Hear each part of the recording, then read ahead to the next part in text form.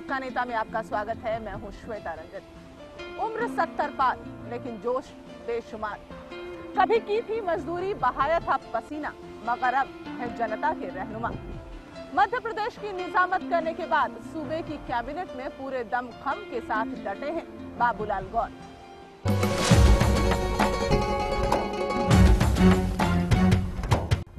मध्य प्रदेश में कभी उमा भारती के हम कदम माने जाने वाले गौर को निजामत की दौड़ में कमतर साबित करने की कोशिशें हुई तो उन्होंने भी अपना दांव खेला। गोविंदपुरा की जनता को वहां के रहनुमा क्या कुछ दे सके हैं और क्या है उनकी योजनाएं, इसी पर चलेगा आज उनसे सवाल जवाब का दौर। बाबूलाल गौर 1974 में गोविंदपुरा से पहली बार विधायक चुने गए। 1977 में वो दोबारा गोविंदपुरा से विधायक बने और ये जीत 2003 तक लगातार 7 बार इतिहास के रूप में दर्ज हो गई। 1990 से 1992 तक वो भोपाल गैस त्रासदी राहत मंत्री रहे। सितंबर 2002 से 2003 तक गौर मध्य प्रदेश विधानसभा में नेता प्रतिपक्ष रहे। 8 दिसंबर 2003 को उन्हें श्रम, विधि और नगरीय प्रशासन मंत्री बनाया गया। अगस्त 2004 से नवंबर 2005 तक वो मध्य प्रदेश के निजाम रहे। 4 दिसंबर 2005 को उन्हें शिवराज सिंह चौहान सरकार में कैबिनेट मंत्री के रूप में शामिल किया गया। कोई नहीं है और बाबूलाल गौर। मध्य प्रदेश की सियासत में ये जुमला बहुत ही मशहूर हुआ। मुख्यमंत्री की कुर्सी को लेकर जब भी दावेदारी हुई, भगवा खेमे में बाबूलाल गौर के आगे किसी और को अहमियत नहीं देने का मंसूबा जाहिर किया गया। मगर बाबूलाल गौर को किसी और से नहीं, उमा भारती से चुनौती मिली। भाजपा के लिहाज से मध्य प्रदेश कसौटी बन चुका है। एक के बाद एक 3 मुख्यमंत्री बदले जा चुके हैं, लेकिन स्थायी निजाम को लेकर अफवाहें अब भी गर्म हो जाती हैं।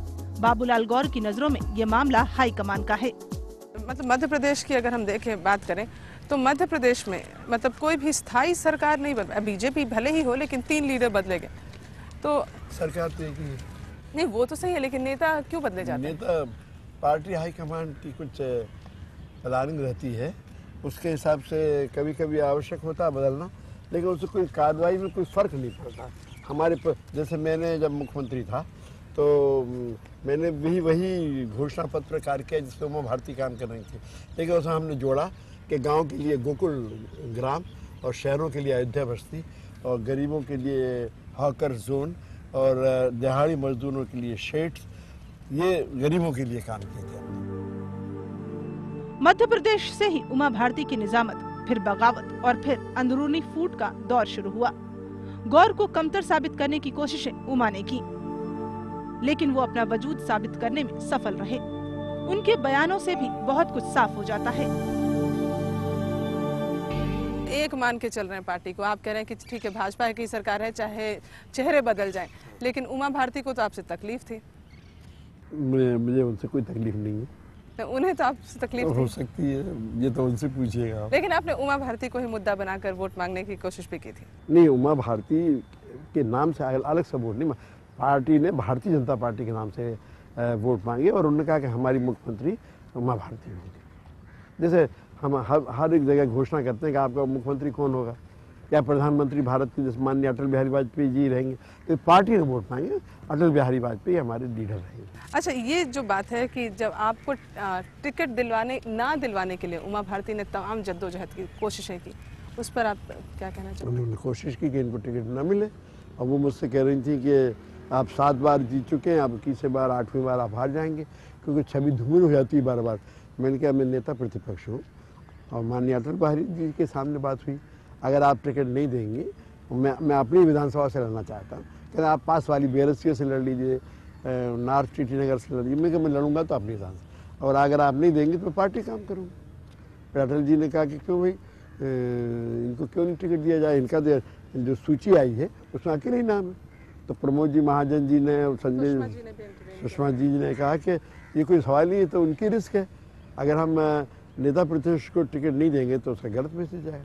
और अटल बयान का विजयी भाव जाओ चुनाव लड़ो, और मैं 65,000 वोट जीता।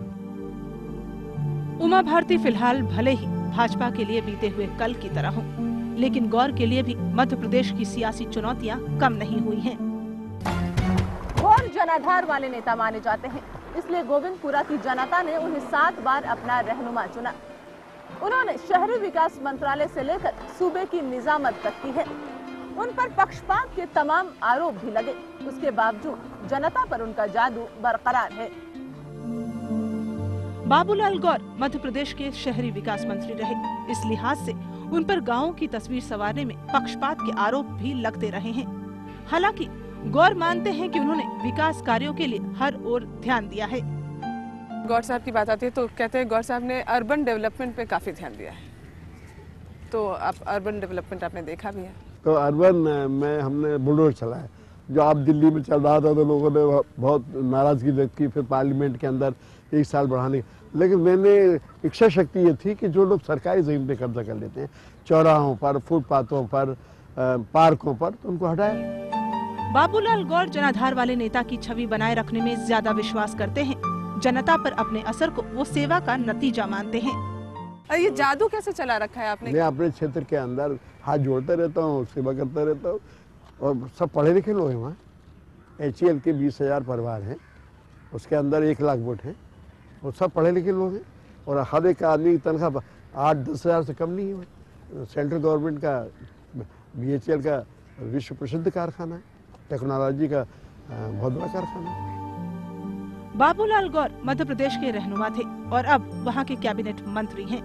उनके सिर पर मुख्यमंत्री का ताज भले न हो, लेकिन संगठन और सरकार में उनका असर जनता को फायदा देने की ताकत रखता है। गोविंदपुरा की जनता को बाबूलाल गौर ने क्या सौगात दी है और सूबे में बढ़ती बेरोजगारी को दूर करने के लिए क्या है उनकी योजनाएं, जानेंगे हम एक ब्रेक के बाद।